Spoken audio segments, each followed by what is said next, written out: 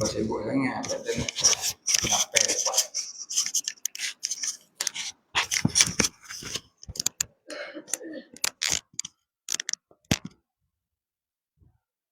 Jangan tunggu itu buat apa?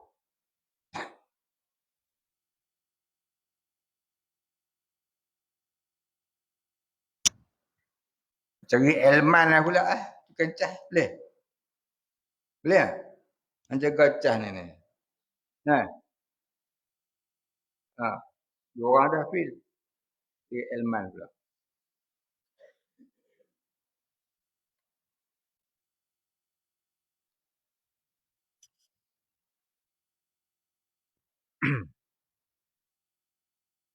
Satu nak kuliah. Satu nak cas.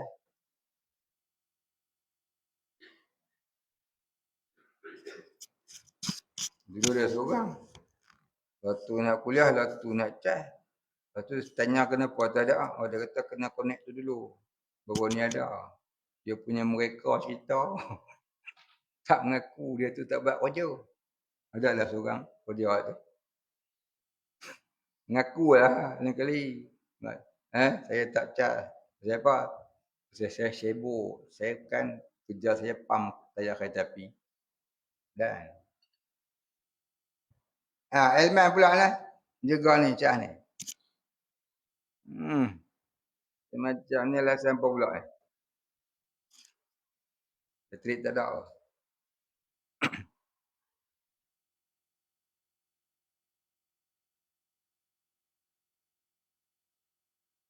Dan setengah daripadanya membangkitkan akan pemberian sedekahnya. Maksudnya mengungkit pemberian. Suka dia mengungkit pemberian dia ke orang. Tak boleh mengungkit.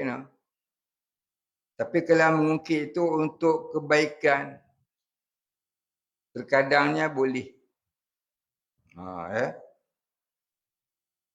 Contoh dia macam mana? Mak ni, dia suruh anak dia pergi kedai. Kan? Beli barang dengan harga RM70. Dia bagi duit RM100. Balik-balik barang tu ada lah. Lepas tu dia buat duk yang lagi RM30. Faham? Dia buat dono. Macam tu.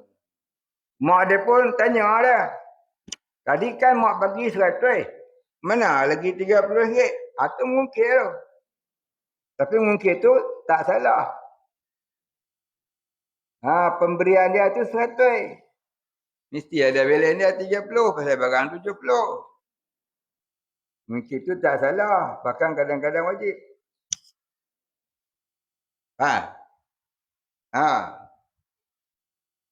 Contohnya, orang bagi wakaf.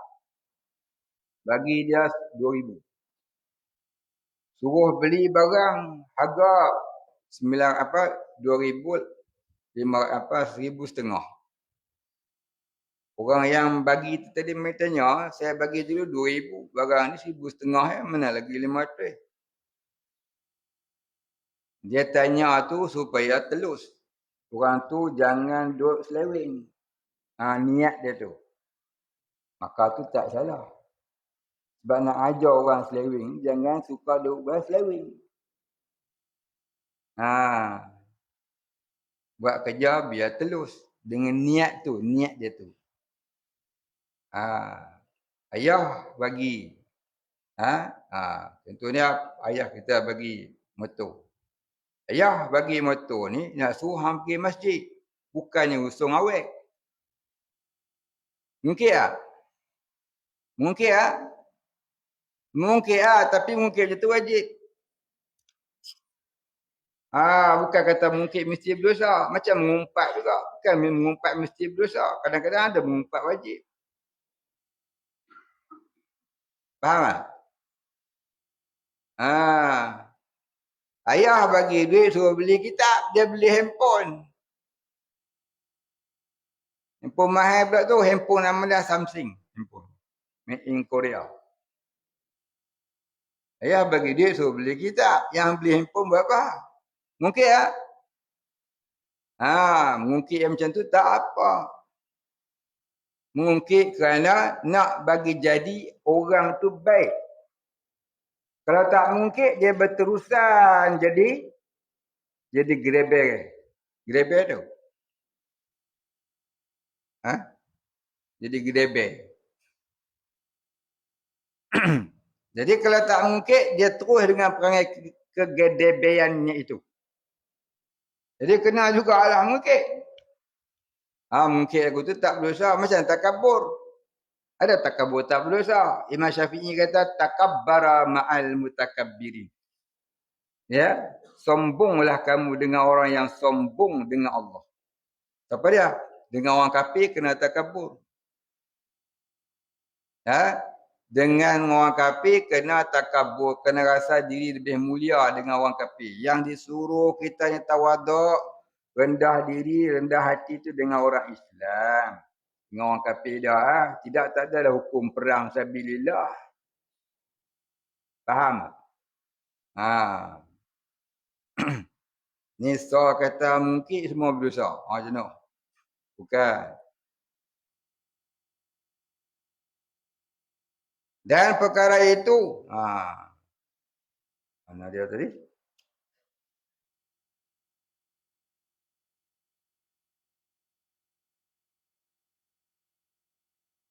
Maka yang demikian itu menyakitkan hati orang itu dan memecahkan dia.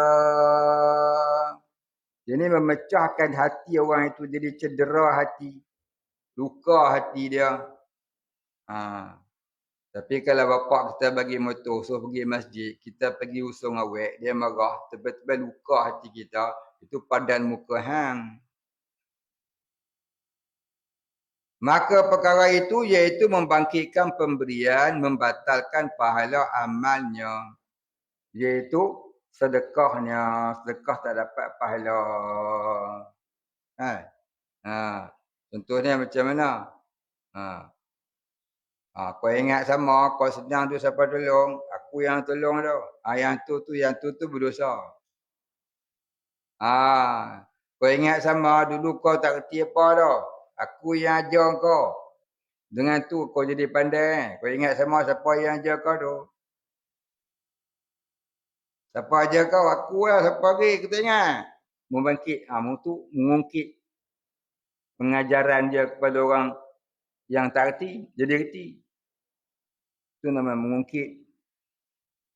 Mengungkit dia kebaikan dia tu. Tak kira harta ke, sedekah ke, harta ke, ilmu ke, buah fikiran ke.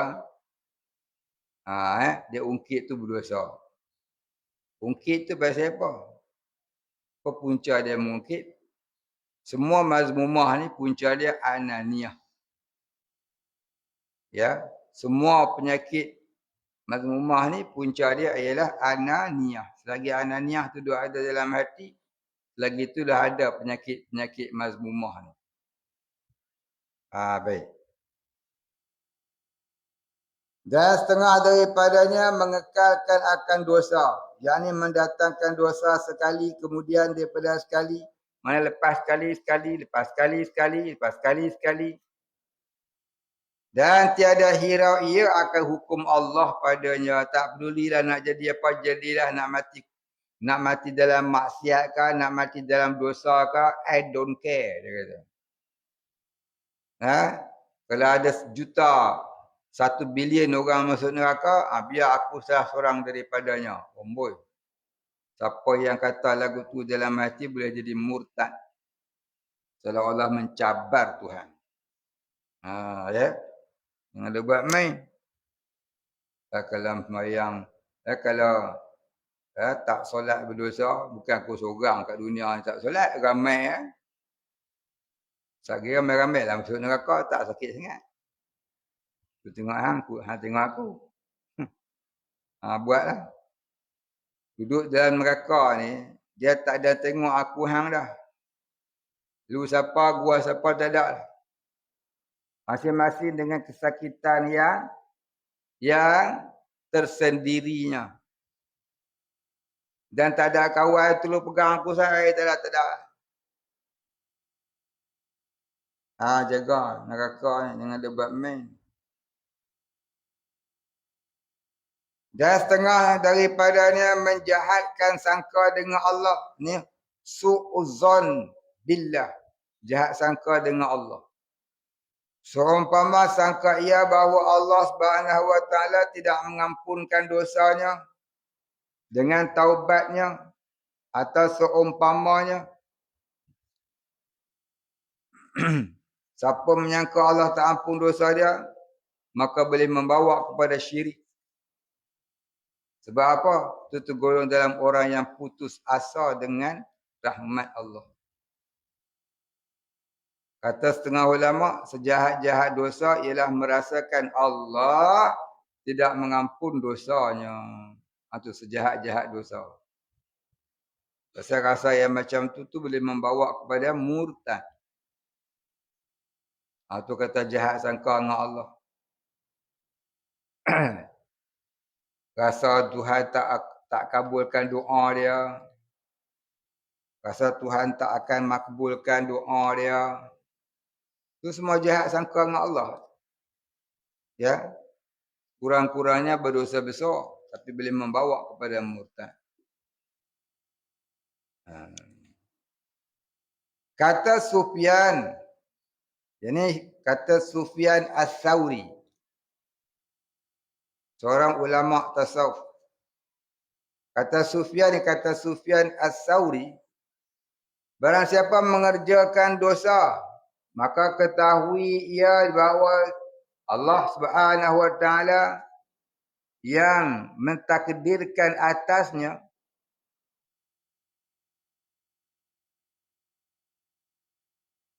maka harap ia akan ampunnya baginya.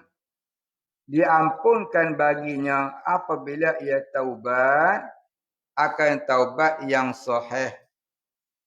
Ya, taubat yang sahih itu taubat nasuha, taubat yang sebenar-benar taubat.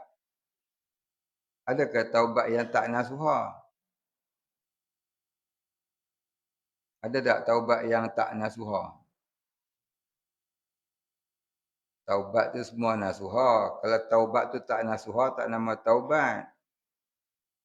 Maknanya dia masih bila buat jahat, mestilah taubat. Dah taubat, terbuat lagi. Taubat lagi. Dengan syarat jangan dia niat mempersendakan taubat. Dia mesti berniat inilah jahat aku yang terakhir. Lepas ni aku tak nak buat dah. Ya Allah, tolong aku ampun dosa aku. Kurniakanlah hidayah taufik pada aku. Biar aku tak buat dah maksiat ni, dosa ni. Apa dia, mengumpat orang ke? Adu domba orang ke? Hasad dengki dalam hati ke?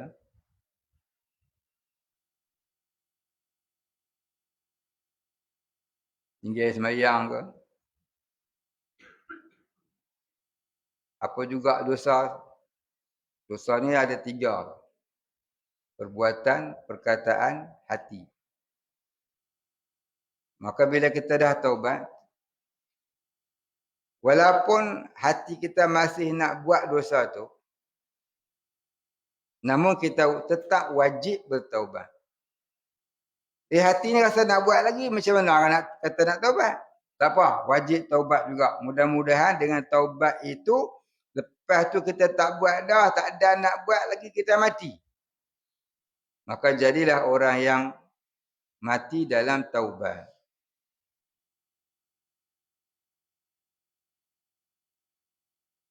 Ataupun lepas kita taubat tu, kita terbuat lagi dosa tu, betul mati. Maka kita bawa dosa yang terakhir itu saja.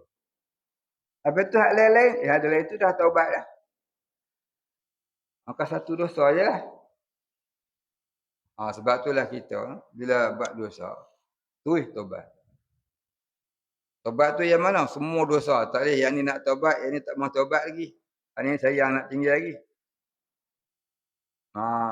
Yang ni saya nak tinggal lagi. Apa dia?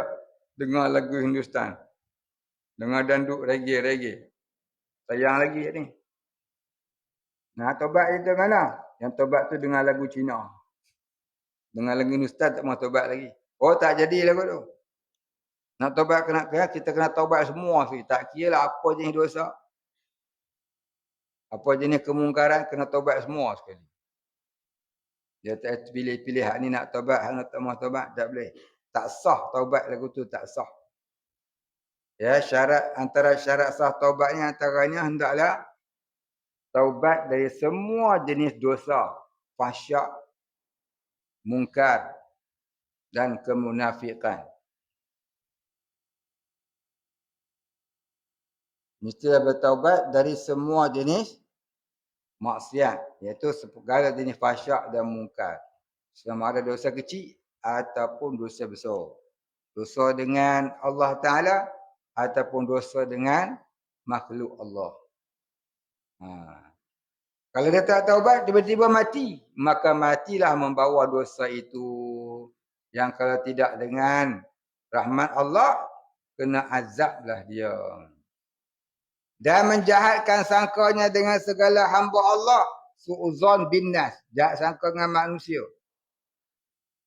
Yang adalah mereka itu daripada ahlul khair. Yang ni orang-orang yang baik-baik. Daripada mukminin.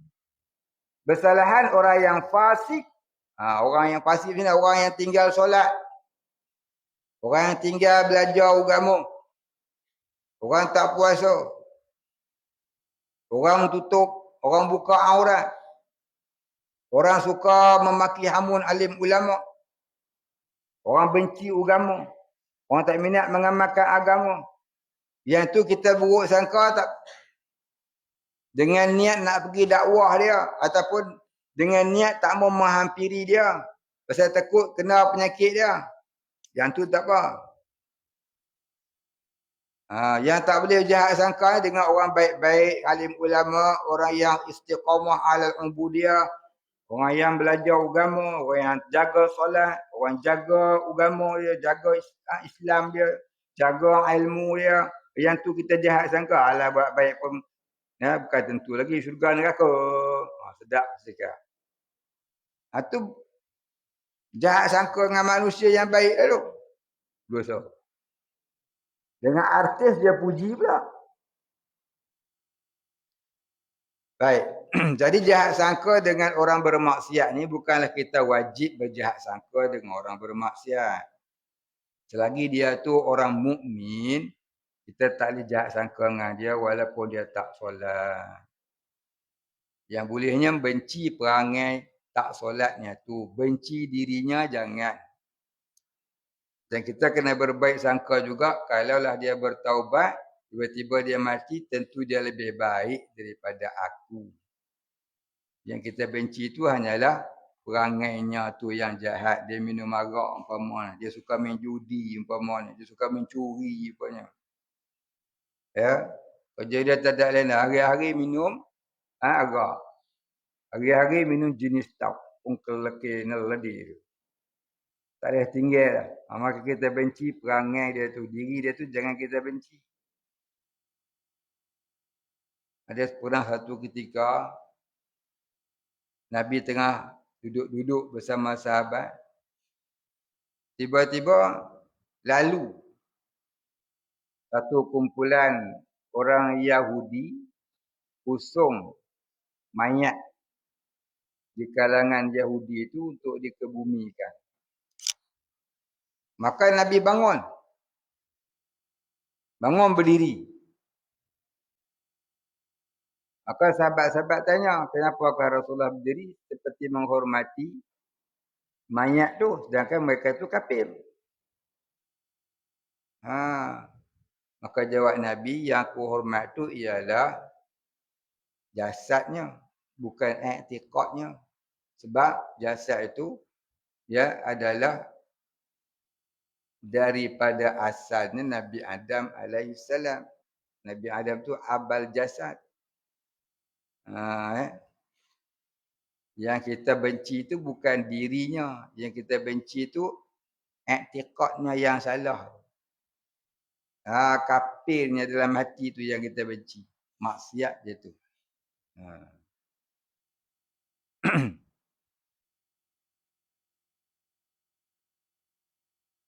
Dan setengah daripadanya mendustakan qadar. Apa mendustakan qadar? Dengan fathah qaf dan dal qadar. Maknanya apa dia? Takdir. Mendustakan qadar maknanya kata tidak percaya kepada takdir Allah. Menolak takdir Allah. Dan qadar itu perintahan Allah Ta'ala yang ditakdirkan atas seseorang hambanya daripada azal lagi daripada baiknya dan jahatnya. Ya, apa yang kebaikan, apa yang kejahatan.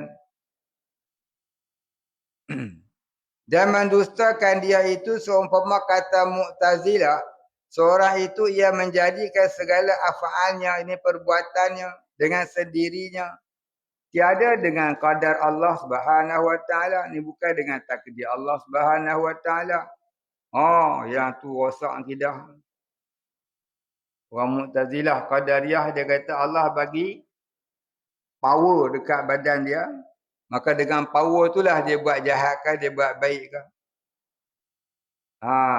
Maka i'tiqad macam tu mendustakan af'alullah. Maka tu i'tiqad yang fasik. Dan setengah daripada penyakit hati itu suka hati dan redha dan perasaan lazat pada hati atas maksiat yang jatuh daripadanya, yakni yang terjadi ke atas dirinya. Dia seronok buat maksiat. Seronok, sedap pula dah minum arak. Dan yang jatuh daripada orang lain daripadanya. Seronok pula tengok artis melalak kat atas pentas. Ar-radu bil maksiati maksiatun. Reda, seronok, suka kepada maksiat itu jadi maksiat. Dia tak buat tapi dia tengok orang tu dia seronok pula. Macam pemimpin lah, tahulah orang ni kalau naik jadi pemimpin, dia tak akan buat hukum Islam. Kita pergi sokong dia, berdosa sekali. Dengan sebab tanah orang Melayu hilang. Saya sokong dia dulu. Dengan sebab hak-hak orang Islam hilang. Habis dapat kapi berlaku. Hang buat apa? Hang sokong dia. Itu kata ar-radu. Ar-radu bil maksiati maksiatun. Ar-radu bil kufri kufrun. Reda, seronok ataupun suka, cenderung hati kepada maksiat. Maka jadilah maksiat juga. Berdosalah kamu sekali. Cenderung hati kepada kafir. Jadilah murtad kamu. Cenderung hati kepada kafir. Jadi murtad. Baik, habis.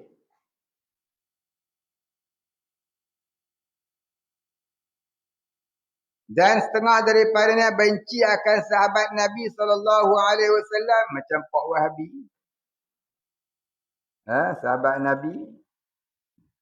Sikit-sikit bid'ah. Sikit bid'ah. Sahabat Nabi pun dia kata bid'ah. Sudah. Imam Syafi'i pun dia kata kafir. Bukan semua lah, setengah-setengah. Orang Wahabi, Imam Syafi'i dia kata kafir. Abu Hasan Syari kafir. Orang Mansur Maturidi kafir. Teruk. Pokok ni memang teruk. Mengkafirkan orang Islam. Dan keluarganya, keluarga Nabi. Sabda Nabi SAW yang maknanya barang siapa sumpah ashabku, yakni barang siapa bersumpah atas nama sahabatku, maka atasnya laknat Allah dan malaikat dan manusia sekaliannya tiada diterima oleh Allah daripadanya akan taubatnya dan lagi tiada diterima akan fidyahnya. Dia kata apa juga amalan tak diterima pasal apa? Hina sahabat Nabi. Kamu hina sahabat Nabi, amalan kamu Tuhan tak terima. Tu Nabi kata. Nabi kata apa? Ashabi kan nujum. Wahabi kata itu bukan hadis, itu maudhu'. Dia palsu dia dah. Kira apa Wahabi. Hari ni jadi satu trend pula dah. Bukan kata lawan Wahabi ya. Lawan sama-sama ahli sunnah. Lawan sama-sama ahli sunnah wal jamaah. Nak tunjuk siapa terror dalam bab tauhid. Oh, pelik lah dunia ni makin lama makin pelik. Bagi saya tu buang masa. Sikit-sikit khilaf ulama tentang istilah dalam bab ilmu mantik di bahagian ilmu usuluddin itu biar je lah. Abu Hasan Sy'ari dengan Abu Musa Maturidi pun ada khilaf. Maka kita terima je lah dengan lapang dada, tak payah nak berdebat sampai tegang-tegang buat leher. Menang pun letih, kalah pun letih. Buat timbul riak takabur. Yang satu, sekarang jadi satu trend buat dah. Orang suka buat kerja lagu tu. Baik Hafiz lawan Syiah, lawan Wahabi. Lawan nun orang politik yang duk nipu orang Melayu banyak. Lawan orang politik yang duk lawan Islam banyak. Nama Islam tapi benci Islam. Lawan dia lagi bagus. Dah hampa dah alim dah, Allah Taala bagi ilmu hebat dah. Nun lawan orang yang betul-betul wajib dilawani. Nak berdebat atas dasar benda khilaf-khilaf sikit-sikit ya dah. Payah Imam Ghazali kata elok dihindari berdebat. Satu ketika kata Imam Ghazali, guruku Abu Bakar Al-Waraq menziarahi seorang ulama. Mereka bermuzakarah tentang ilmu. Kemudian tuan guruku balik. Maka kami bertanya, adakah dapat banyak ilmu hasil dari muzakarah itu, wahai tuan? Dia kata apa? Aku tak akan pergi lagi ke rumah ulama itu. Aku tak akan pergi lagi ke rumah ulama itu. Jadi murid-murid ni rasa heran. Pasal apa pula? Kan tu sahabat baik dia orang alim besar. Ya? Jadi dia orang tanya, kenapa Syekh? Kaifa zalika ya Syekh? Kenapa begitu? Wahai Tuan Syekh, wahai guru kami. Siapa dia Abu Bakar Waraq tadi? Maka dia kata, majlis penuh dengan rasa kepandaian diri, kehebatan diri, telah mencemarkan amalan-amalanku di sisi ilahi. Pak, boleh faham? Siapa tak faham kat dengan?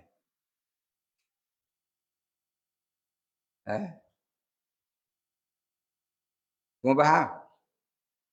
Faham tak apa? Dah cukup, tersambung.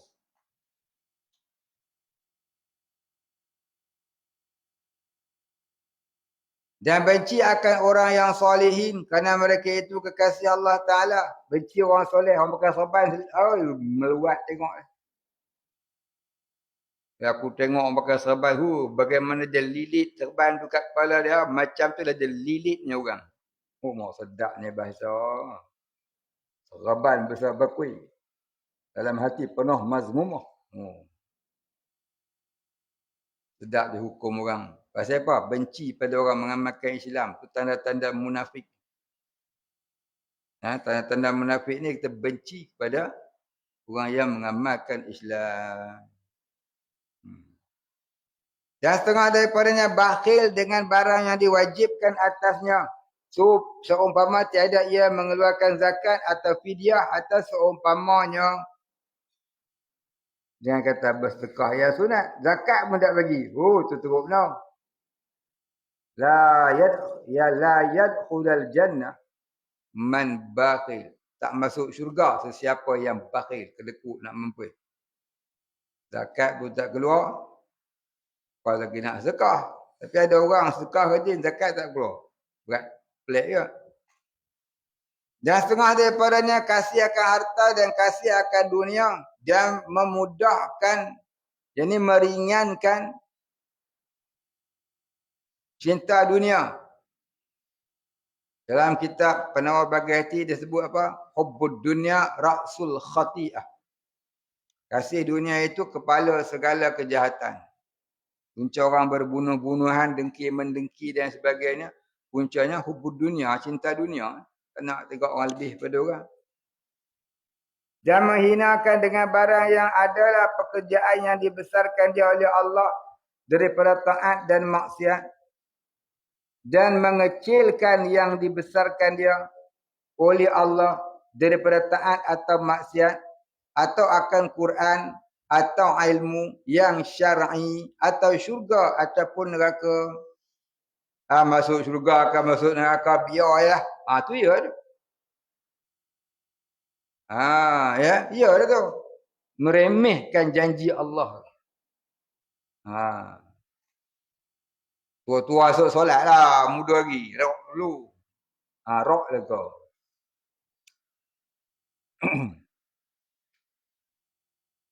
Itu namanya meremehkan. Ya, meremehkan perintah Allah. Kita ni wajib membesarkan perintah Allah.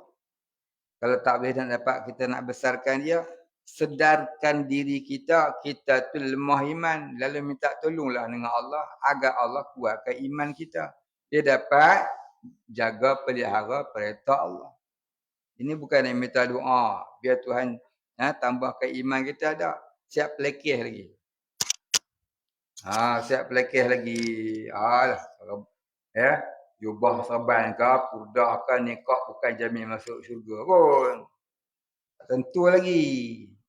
Yang dia tu pakai apa? Dia tu pakai seluar pendek ni bola. Sedap cakap ke orang. Itu nama memperlekehkan lah. Mengecilkan perintah Allah adalah satu di antara perkara dosa besar yang boleh terkadang membawa kepada murtad wal-iyazubillah. Ya, kalau dia hina, hukum tu jadi murtad. Apa tu tong Arab ni pandai Islam tak macam tu kan baksa orang. Nampak tak? Yang tu perkataan tu terkadang boleh membawa kepada murtad terkadang. Jadi jaga-jaga jangan sampai perkataan kita menghina agama. Dosa apa pun kita buat jangan sampailah terbuat benda syirik, terbuat benda murtad wal iyazubillah. Kita pun berhentilah dekat tu. Dekat tu jelah. Ya. Umat mengantuk itu. Dia keluar lagi hilang tu. Wallahu a'lam. Kemudian katanya faslun. Al-Fatihah. A'udzu billahi minasyaitonir rajim. Bismillahirrahmanirrahim. Alhamdulillahi rabbil alamin arrahmanir rahim maliki yaumiddin. Iyyaka na'budu wa iyyaka nasta'in. Ihdinas siratal mustaqim. صراط الذين أنعمت عليهم غير المغضوب عليهم ولا الضالين. بسم الله الرحمن الرحيم. الحمد لله رب العالمين. والصلاة والسلام على أشرف الأنبياء والمرسلين وعلى آله وصحبه أجمعين. اللهم اغفر لنا ذنوبنا وارحمنا وأنت الغفور الرحيم. اللهم اغفر لنا ذنوبنا ولوالدينا وارحمهم كما ربيانا صغارا ولمشايخنا وللمسلمين أجمعين برحمتك يا أرحم الراحمين. اللهم نور قلوبنا بنور معرفتك